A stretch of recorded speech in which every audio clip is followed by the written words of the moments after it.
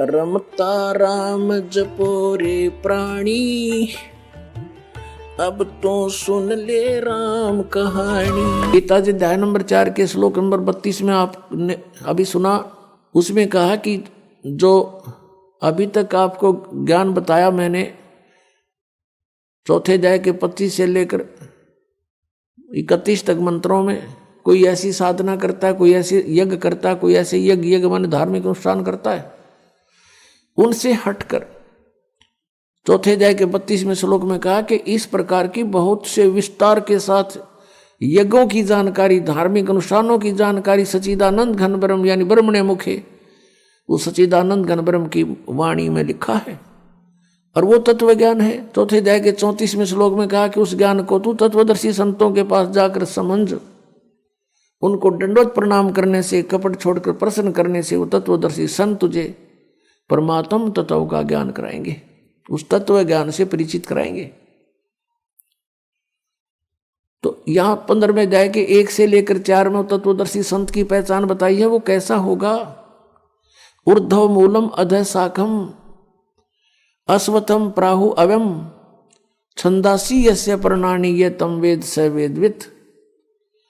ऊपर को जड़ वाला, नीचे को तीनों गुण रूपी शाखा वाला, ये एक अविनाशी पीपल का वृक्ष तुल जानो, इस संसार रूपी वृक्ष समझो, और इसके पत्ते आदि सभी विभाग हैं, छंद हैं, और यह तम वेद इस अज्ञान में छुपे हुए इस संसार रूपी वृक्ष के सभी विभागों को जो जानता है, स वेदवित, वह तत्वदर्शी संत है, वह वेद के तात्पर्य को जानने वाला। 15वें अध्याय के 1 से लेकर 4 का जो तात्पर्य है श्लोक का, कि वो तत्वदर्शी संत है और इस संसार रूपी वृक्ष की ऊपर को जड़ है, नीचे को तीनों गुण रूपी शाखा है। रजगुण ब्रह्मा, सदगुण विष्णु, तमगुण शिव जी तो शाखा है। गीता ज्ञानदाता कहता है कि इसके बारे में तत्वदर्शी संत बताएंगे। उसने केवल इतना ही कहकर छोड़ दिया है। फिर कहा कि तत्वदर्शी संत की प्राप्ति के उपरांत परमेश्वर के उस परम पद की खोज करनी चाहिए। 15वें अध्याय के 4 श्लोक में परमेश्वर के उस परम पद की खोज करनी चाहिए, जहां जाने के बाद साधक फिर लौटकर कभी संसार में नहीं आते। ये है वो वास्तव परम गति, ये है पूर्ण मोक्ष जो परम अक्षर ब्रह्म दे सकता है। ये ब्रह्म नहीं दे सकता, ये काल नहीं दे सकता, गीता ज्ञानदाता नहीं दे सकता। और जब तक जन्म मृत्यु समाप्त नहीं होगी तो सुख शांति नहीं हो सकती। इसलिए गीता जी अध्याय नंबर 18 के श्लोक 62 में कहा कि अर्जुन तू सर्वभाव से उस परमेश्वर की शरण में जा, और उस परमेश्वर की कृपा से ही तू परम शांति को और शाश्वतम स्थानम यानी सनातन परम धाम को प्राप्त होगा। वो है वो परम पद जहां जाने के बाद कभी लौटकर संसार में नहीं आते। वो सत्यलोक है, शाश्वत स्थान, सदा रहने वाला स्थान यानी सत्यलोक। हम फिर लौट कर आते हैं 7वें अध्याय के 18वें श्लोक पर। गीता जी अध्याय नंबर 8 के श्लोक नंबर अब 1 में अर्जुन ने पूछा कि किम तत्परम, उसका उत्तर दिया 3रे श्लोक में 8वें अध्याय के में कि वो परम अक्षर ब्रह्म है। 8वें अध्याय के 5 और 7 में तो गीता ज्ञानदाता कहता है मेरी भक्ति कर मुझे प्राप्त होगा, लेकिन युद्ध करना ही पड़ेगा। यानी यहां शांति नहीं, ओम से शांति कभी नहीं हो सकती। ओम के जाप से जन्म मृत्यु सदा रहेगी और कर्म ये युद्ध करना ही पड़ेगा। फिर 8वें अध्याय के 8, 9, 10 में ये स्पष्ट किया है कि 17वें अध्याय के 23वें श्लोक में तो वो मंत्र बताया जिस तक भगवान सच्चिदानंद घन ब्रह्म मिलेगा, उसकी प्राप्ति होगी। और उसकी प्राप्ति के बाद फिर जन्म मृत्यु कभी नहीं होता, सनातन परम धाम प्राप्त होगा। तो यहां बताया कि उसकी भक्ति जो करता है, तत्वदर्शी संत की खोज करके, तत्वदर्शी संत से ये उपदेश प्राप्त करके, ओम तत्सत का, ओम तत्सत ये जाप नहीं है। ओम तो सीधा सरपुरुष का, ब्रह्म का, और तत् और सत ये सांकेतिक है।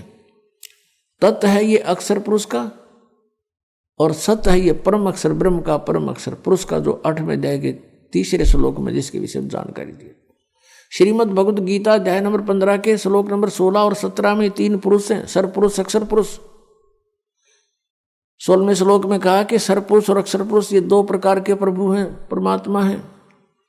वास्तव में परमात्मा नहीं है, लेकिन इनको भी परमात्मा कहते हैं। ये इनके अंतर्गत जितने प्राणी हैं और इनके सभी के स्थूल शरीर यानी नाशवान है, ये भी नाशवान है, दोनों प्रभु यानी पुरुष, और इनके अंतर्गत जितने प्राणी वो भी नाशवान है। जीवात्मा तो किसी की भी नहीं मरती, वो तो गधे कुत्ते की भी ना मरती। अब 15वें अध्याय के 17वें श्लोक में फिर कंसेप्ट क्लियर कर दिया कि उत्तम पुरुष है तू अन्य है। उत्तम पुरुष वो श्रेष्ठ परमात्मा, वो परम अक्षर ब्रह्म की तरफ संकेत है, जो संसार रूपी वृक्ष की मूल है, और उस मूल से सबको आहार प्राप्त होता है। पूरे संसार रूपी वृक्ष का उसी से पोषण होता है, वृद्धि को प्राप्त होता है।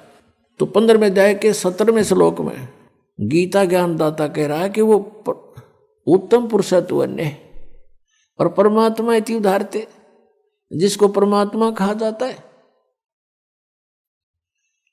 और वो उत्तम पुरुष श्रेष्ठ परमात्मा तो कोई और है 16वें श्लोक में वर्णित इन दोनों सरपुरुष और अक्षर पुरुष से कोई और है। वो कौन है? वो परम अक्षर पुरुष है। परम अक्षर ब्रह्म कहो, परम अक्षर पुरुष कहो, उसको पूर्ण ब्रह्म कहो, या उसको सत्य पुरुष कहो। सत्य माने अविनाशी, पुरुष माने प्रभु।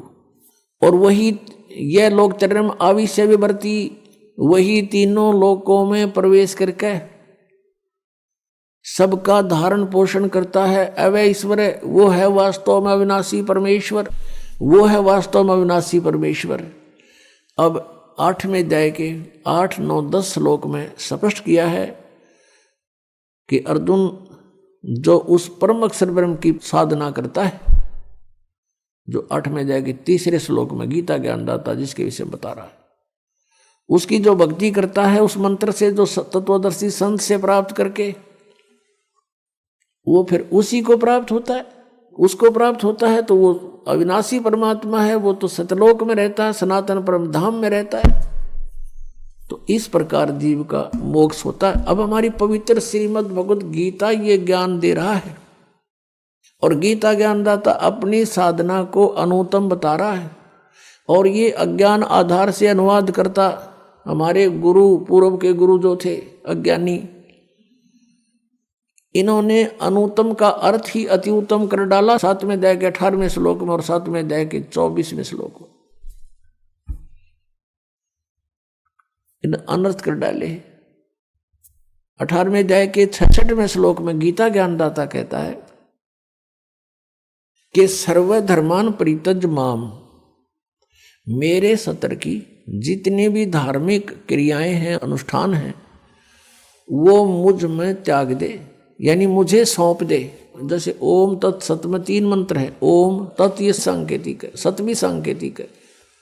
ओम तो ब्रह्म का है। कहते मेरे सतर की जितनी पूजाएं तूने की हैं वो मुझे दे दे, और उसके पश्चात उस परमेश्वर की एकम शरणम व्रज, एकम जिसके बराबर दूसरा ना हो, अद्वितीय सर्वशक्तिमान यानी परम अक्षर ब्रह्म, उसकी शरण में व्रज माने जाना होता है। इन अज्ञानियों ने सब ने व्रज माने आना कर रखे, आजा मेरी शरण में आजा।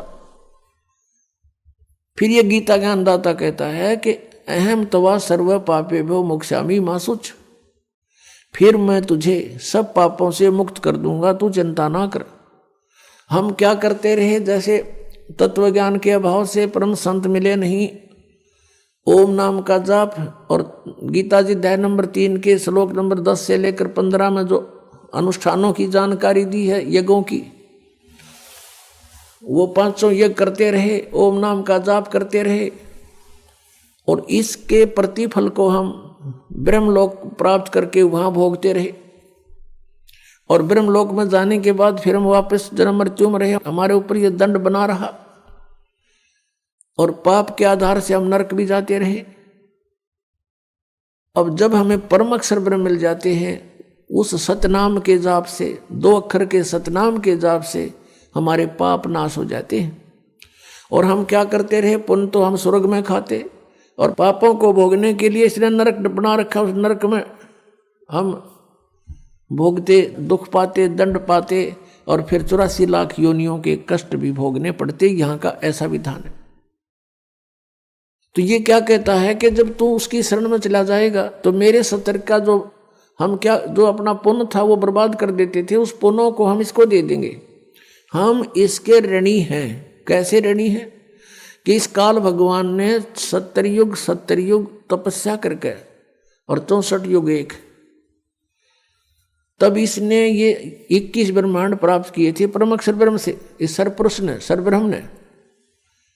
और ये आप देख रहे हैं पृथ्वी कैसे घूम रही है, ये स्वयं भी घूम रही है ऐसे, और ये ऐसे भी घूम रही है।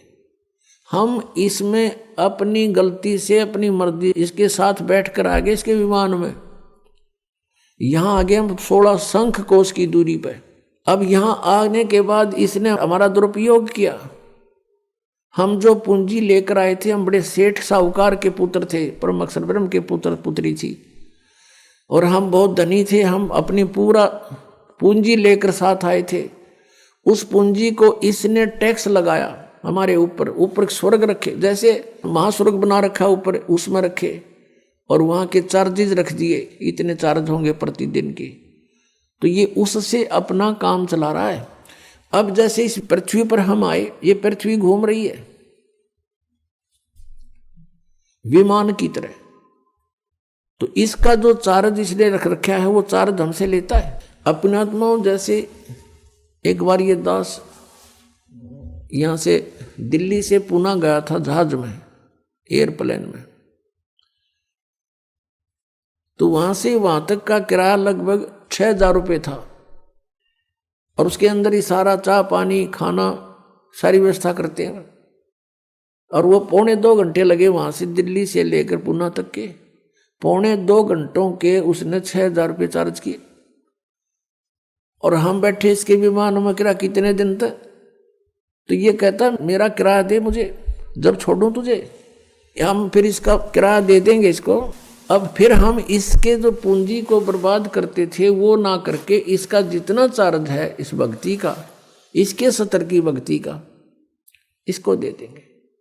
फिर ये हमें गधे कुत्ते सुअर नहीं बनाएगा या बांध कर नहीं रखेगा।